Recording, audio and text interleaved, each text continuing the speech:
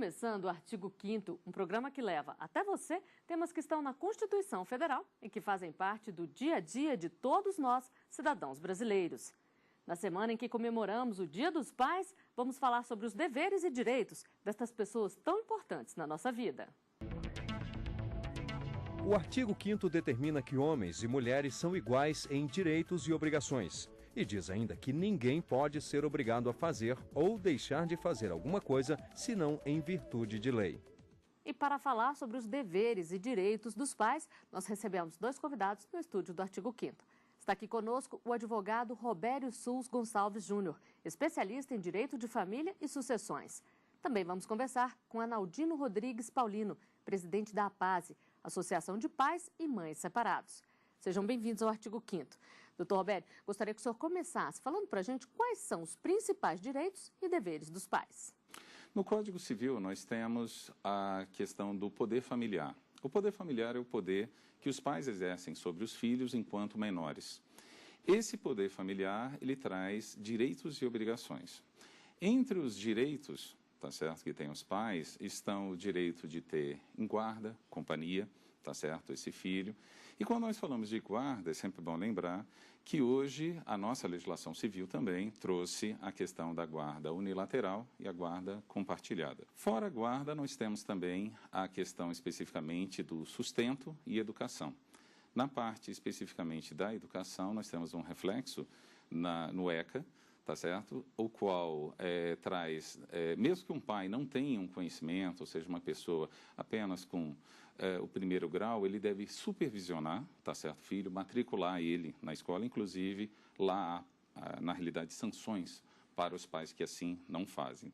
Doutora Analdina, como funciona o trabalho da APASE? Ela foi criada porque existe muito conflitos aí entre pais e mães separados? A APASE foi criada há 16 anos para poder dar um amparo, um pronto-socorro inicial para os casais que se separam e que ficam perdidos quanto a procedimentos, como fazer. Às vezes o pai tinha uma convivência constante com os filhos, né, durante a relação do casamento. E a hora que termina o casamento, a mãe recebe a guarda provisória e o pai tem a obrigação de ser o provedor. Então, para quem já vinha cuidando da criança e, de repente, perder esse direito dessa convivência cotidiana, né, e passar a ser um visitante quinzenal, para ele é um trauma muito grande. Então, a gente dá esse amparo, dá as informações e dá os procedimentos para que ele haja com cabeça fria, com tranquilidade, para que os andamentos sejam tranquilos e não tragam maiores problemas. No direito de família contemporâneo, as palavras dever e direito, elas caminham juntas, né? Ao mesmo tempo que o pai tem deveres, ele tem direitos também. A garantia vale para os dois lados. E o que fazer quando existe a dúvida sobre a paternidade? É aí que a tecnologia e a ciência entram em cena. A maioria dos testes é feita por meio de análise do DNA, mas também é possível recorrer a outros materiais biológicos, como saliva e fio de cabelo. Bastam pequenas amostras de sangue ou de células da mucosa da boca para os peritos determinarem a paternidade de uma criança. Para realizar o trabalho, as máquinas são fundamentais. Elas são responsáveis por 70% do processo. Mas, sem estes profissionais, nada fica pronto e com a precisão que é necessária. Aqui, todos os exames de DNA são repetidos 2 vezes antes da entrega do resultado. Todos os exames de paternidade realizados aqui no IPDNA são feitos em duplicata, em dias diferentes por equipes diferentes. E quem diria que a internet auxilia na busca pela paternidade? Mesmo à distância, é possível se basear em cálculos científicos e analisar algumas características genéticas, como tipo sanguíneo ou cor dos olhos. Mas para ter certeza mesmo, o material genético do suposto pai e do filho deve ser comparado. Os genes têm que ser iguais e esse resultado só o exame de laboratório pode fornecer. Quanto maior o número de novos depois da vírgula, mais preciso é esse resultado, porque significa que se eu tenho um resultado de 99,9%, eu tenho uma chance em 1000 dessa pessoa ser o pai dessa criança. Se eu tenho 99,99, é uma chance em 10.000. Então, se eu vou aumentando os 9, significa que eu tenho maior chance dessa pessoa realmente ser o pai e menos chance de uma terceira pessoa selecionada aleatoriamente na população ser o pai dessa criança.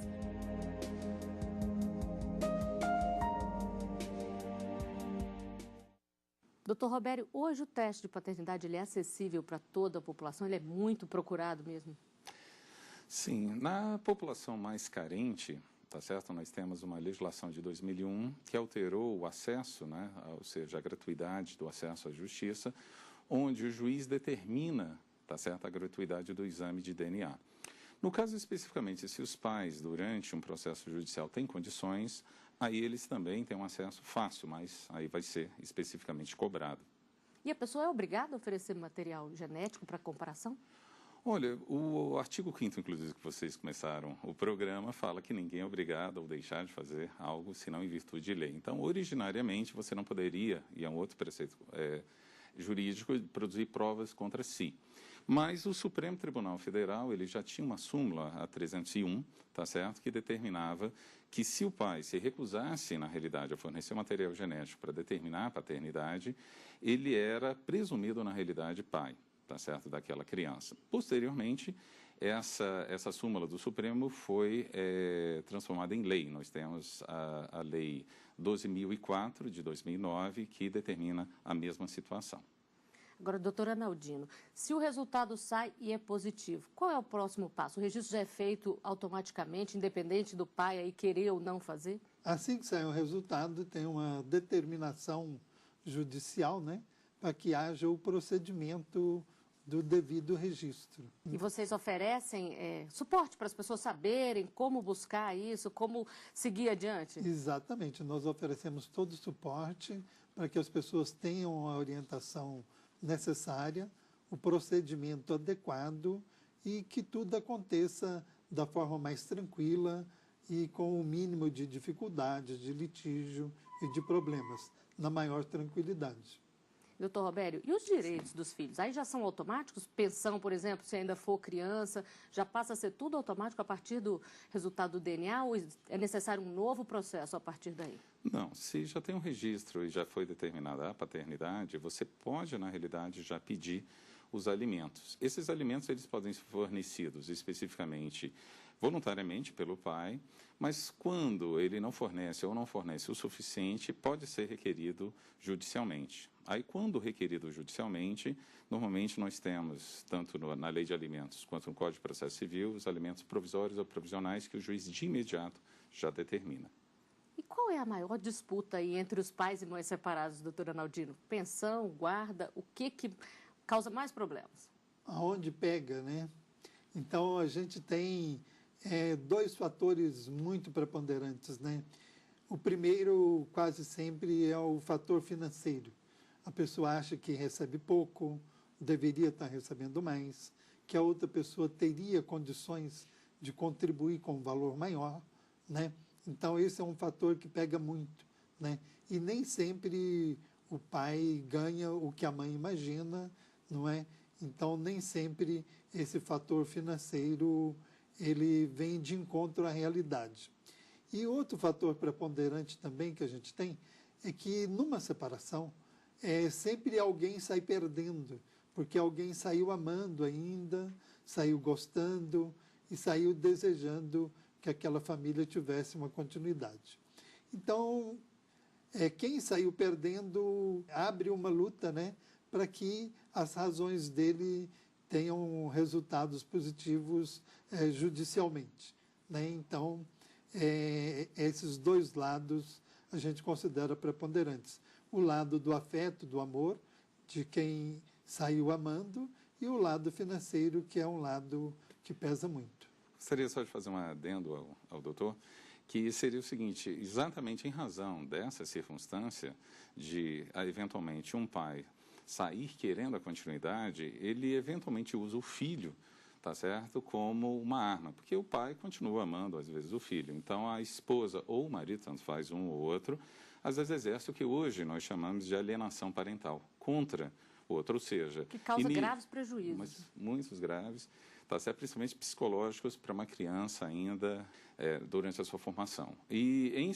isso é exatamente por quê? Porque ela não há uma compreensão de que pode haver uma continuidade, não mais morando junto, dessa família, através do que eu tinha falado antes, por exemplo, da guarda compartilhada, compartilhando a responsabilidade sobre aquele filho, mas a mãe ou o pai, tá certo, alienante, tá certo, ele tenta afastar a criança ou falar mal do pai, etc., para atingir o ex-cônjuge, o ex-companheiro. E pode ser punido judicialmente por isso?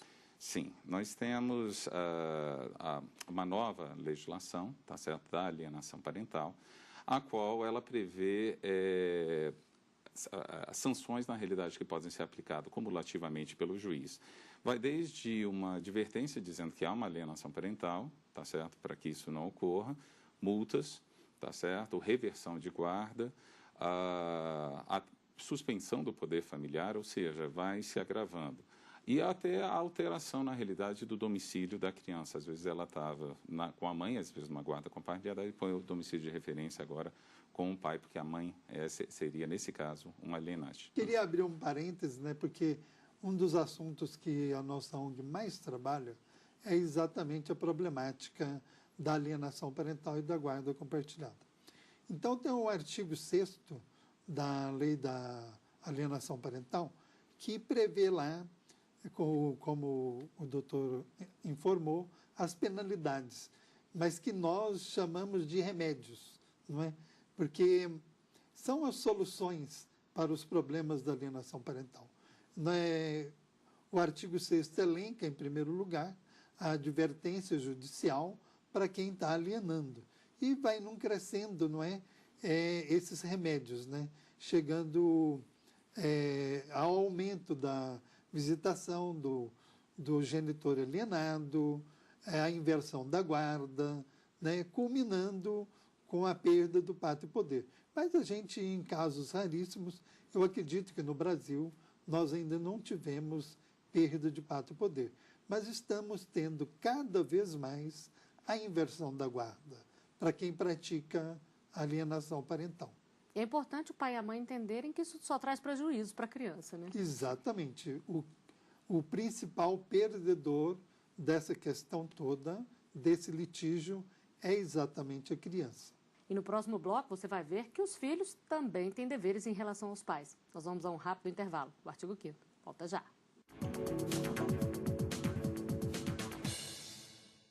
Estamos de volta com o artigo 5º. Hoje os nossos convidados são Analdino Rodrigues Paulino, presidente da APASE, Associação de Pais e Mães Separados, e o advogado Robério Sus Gonçalves Júnior, especialista em direito de família e sucessões. Eles conversam conosco sobre os direitos e deveres dos pais. E tem uma época da vida em que os papéis se invertem. Os pais podem passar a depender dos filhos, que, por lei, são responsáveis por eles, se necessário. Está na Constituição Federal. O artigo 229 determina que os pais têm o dever de assistir, criar e educar os filhos menores e que os filhos maiores têm o dever de ajudar e amparar os pais na velhice, carência ou enfermidade.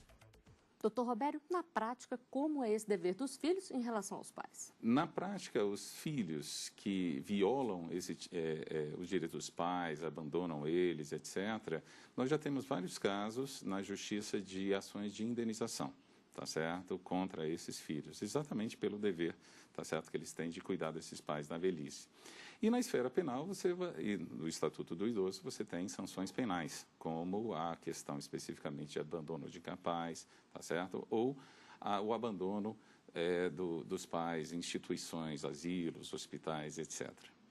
Doutor Analdino, e é comum os pais também recorrerem à justiça? A gente sabe que pode, mas é comum eles buscam também na hora de pedir os direitos dos filhos? Não num número tão elevado, né, quanto da obrigação paterna de prover os filhos, mas é relativamente comum você ver os pais buscando também esse amparo, né?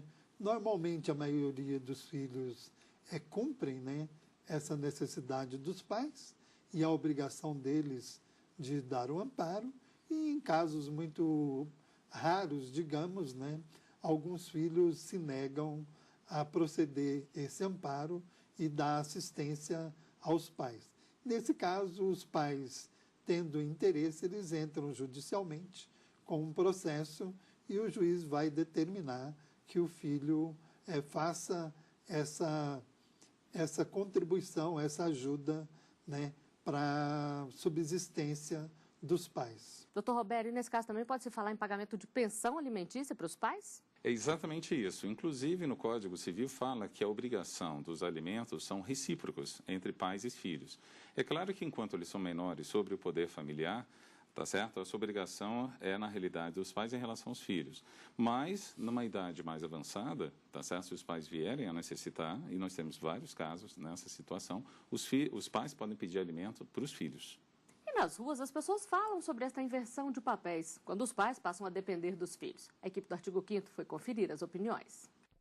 Os filhos deveriam respeitar os pais, tratá-los melhor, porque no final da vida fizeram tudo e daí ainda são deixados de lado, né? Os filhos têm que cuidar dos pais, o pai deu a vida dele para ele, educou ele, e por que ele abandona? Eu sou hoje aposentada, velha, eu me sinto assim, não que eu estou num asilo, mas às vezes quando eles não me ligam, quando eles não me procuram, eu fico muito mal, fico muito triste. Depende bastante dos pais também, como criam os filhos, né? Hoje em dia, na verdade, o que a gente vê é que os filhos crescem e os pais ficam abandonados. Muito raramente você encontra um filho hoje que cuida do pai até o fim da vida. Doutora Arnaldino, a gente viu aí uma entrevistada falando do abandono psicológico. Isso também é uma forma grave, né? É uma forma muito grave, né? E que também a gente, na nossa vivência cotidiana, nós não vemos isso com uma frequência tão grande, né, como se fosse um fato comum, né? Normalmente os filhos amparam os pais, mas tem as exceções, né, que os filhos, por algum motivo, deixam de dar esse amparo. Então, a gente coloca na área das exceções e não da regra. Doutor Robério, e colocar os pais em um asilo, uma instituição contra a vontade deles também pode ser considerado um abandono? Com certeza. Como eu falei antes, há uma previsão, inclusive, específica no Estatuto do Idoso para o filho que faz isso, que abandona hospitais ou asilos, onde há uma sanção penal, tá certo, de 6 meses a 3 anos, tá certo, para esse filho. Fora, como eu falei antes, uma ação civil, né, de indenização por danos morais e materiais. Doutor Robério, as pessoas brincam que não existe ex-sogra ou ex-sogro. Se o casal se separa, o ex-cônjuge ele pode ser responsabilizado pelo apoio ao idoso ou isso vale só para os ascendentes? Nós temos, na realidade, as formas de parentesco. Esse parentesco ele pode ser consanguíneo, biológico, ou seja, pais, filhos, tios, tá certo? Ou ele pode ser, na realidade, uma relação civil, uma adoção, por exemplo. Além desse parentesco, a nossa legislação criou algo chamado parentesco por afinidade. Esse parentesco por afinidade ele foi criado mais por uma questão, na realidade, moral, tá certo? Com relação aos parentes em linha reta, ascendentes e descendentes, filhos, netos, pais, avós, do cônjuge ou hoje da companheira, no caso da união estável. Então, para evitar casamentos, então, se você é casado hoje com a sua esposa e posteriormente se divorcia ou ela venha a falecer, a lei proíbe que você case com a sua sogra, ou seja, a mãe dela, ou eventualmente a sua enteada, filha, tá certo? Dela, óbvio, né? Não sendo sua filha. A lei veda isso. Por esse motivo, o Código Civil falou que mesmo com o fim do relacionamento, você continua a relação de afinidade, ou seja, do parentesco de afinidade. Então, por isso que o pessoal fala, não tem ex-sogra, e realmente não tem, a sua sogra para sempre. Se casar 2 vezes, 2 sogras. Se casar 3 vezes, 3 sogras e sucessivamente. Mas, respondendo a sua pergunta, esse parentesco por afinidade não gera, na realidade, direitos a alimentos, tá certo? Ele só, especificamente na nossa legislação, para evitar o casamento. Só para complementar, nós temos também, hoje, uma situação um pouquinho diferenciada com relação à enteada. Às vezes, a mulher casa, ela tem uma filha, essa filha de um outro relacionamento, e essa pessoa, esse senhor, criou essa menina, tá certo? Durante a vida toda dela, tá certo? Ele exerceu na prática a função de pai. Então, hoje, existem algumas ações judiciais dando direito a essa menina, ainda está bem, digamos, no início dessa discussão, é bem polêmica, do direito dela de ter o que nós chamamos de parentesco socioafetivo e pedir, eventualmente, alimentos, tá certo, para essa pessoa. Agora, doutora Naldine, voltando a falar dos filhos aqui, existe essa consciência da necessidade de cuidado na hora de pedir a guarda? O que é levado em consideração normalmente na hora dessa divisão de quem fica com o filho, quem cuida? Normalmente o judiciário hoje está habituado a dar a guarda provisória inicialmente para a mãe e dar ao pai a obrigação dos proventos, né? E durante o processo de separação e da definição da guarda, tudo isso é discutido. Então, os pais normalmente pleiteiam a guarda compartilhada, que é prevista em lei, inclusive. A lei da guarda compartilhada, assim como a lei da alienação parental, nasceram dentro da nossa ONG. Então, a preocupação dos pais em manter a guarda compartilhada é porque eles já tinham os cuidados essenciais com o filho durante o casamento. Então, no término do casamento, ele quer que esse status de cuidados permaneça igual. Então, por isso, da luta dos pais para que ele obtenha a guarda compartilhada. Inicialmente, nós já tínhamos guarda compartilhada, inclusive há 15, 20 anos atrás, independente de não ter lei. Era informal. Era informal. Mas a lei da guarda compartilhada ela foi criada exatamente para os casais que têm litígio, que têm essa discussão de que a guarda deve ficar com um ou com outro e não haver a guarda compartilhada. Doutor Roberto, e como é que fica a pensão em caso de guarda compartilhada? Aí tem direito da mesma forma? Como é que é na prática? A palavra compartilhada é muito mal interpretada hoje pela população de um modo geral, que acha que não haverá alimentos. E esse é exatamente o problema do nome compartilhada. Então, a pessoa fala, não, eu quero a guarda compartilhada que eu não tenho que pagar, na realidade, alimentos para o meu filho. Lei do engano. Na realidade, a guarda compartilhada, quando assim colocada, há uma compartilhamento de responsabilidade. Então, numa guarda unilateral, a mãe é responsável por aquele filho e o pai só tem o direito de visita.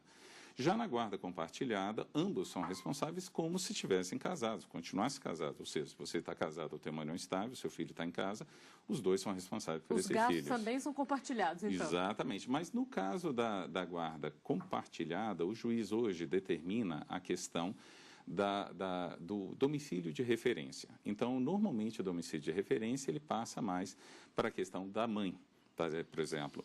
E aí, o pai, tendo a guarda compartilhada, e esse é o maior problema dela, se entende que é uma sintonia entre eles. Ele tem que pagar os alimentos, mas não há uma determinação do horário ou o direito de visita. Muito raramente hoje você tem isso determinado. Então, ele é livre. Ele entende que os dois estão tão bem.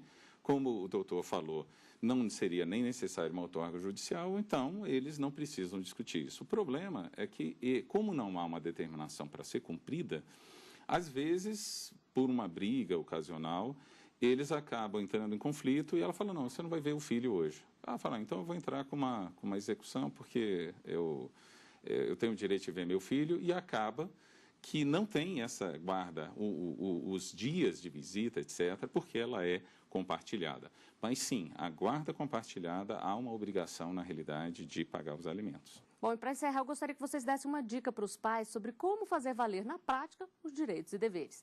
Doutora Naldine.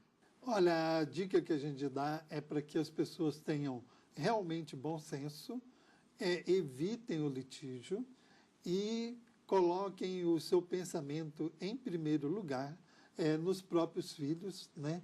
E não numa briga, num litígio, né? Num processo judicial. A gente, inclusive, aconselha que, em primeiro lugar, deve-se procurar o entendimento. Há hoje, né, a profissão de mediador familiar, que está cada vez mais comum. Então, as pessoas procuram um mediador, um psicólogo, e procure o entendimento. E que a ação judicial buscando uma definição de convivência de filhos, etc., ela só seja feita em último caso. Tudo deve ser esgotado antes desse apelo a uma decisão judicial. E esses conselhos valem também para quando não existe uma disputa de separação, né, doutor Robério? Sim, com certeza. Nós temos, por exemplo, às vezes, a situação de um pai que não soube do reconhecimento, não soube da gravidez, tá certo? De uma ex-namorada, tá certo? Ou uma ex-companheira na qual ele não tem mais um relacionamento. E essa criança, pela própria Constituição, tem direito a um pai ou uma mãe, e ele tem o direito, na realidade, de pedir o reconhecimento, na realidade, dessa paternidade. Então, nessa circunstância, a lei garante, tá certo, o direito dele de registrar esse filho, tá certo? Ou, em último caso, até entrar com uma ação de reconhecimento de paternidade, se for necessário. Normalmente não chega a tanto. Bom, e com essa orientação, nós chegamos ao final de mais um Artigo 5º. Doutor Robério, doutor Arnaldino, eu agradeço a presença de vocês aqui conosco no Artigo 5º e aproveito para desejar a vocês e a todos um feliz Dia dos Pais. E lembro que você também pode fazer parte do nosso programa. Basta enviar sugestões para o e-mail artigo5@stf.jus.br. A gente se vê na semana que vem. Até lá!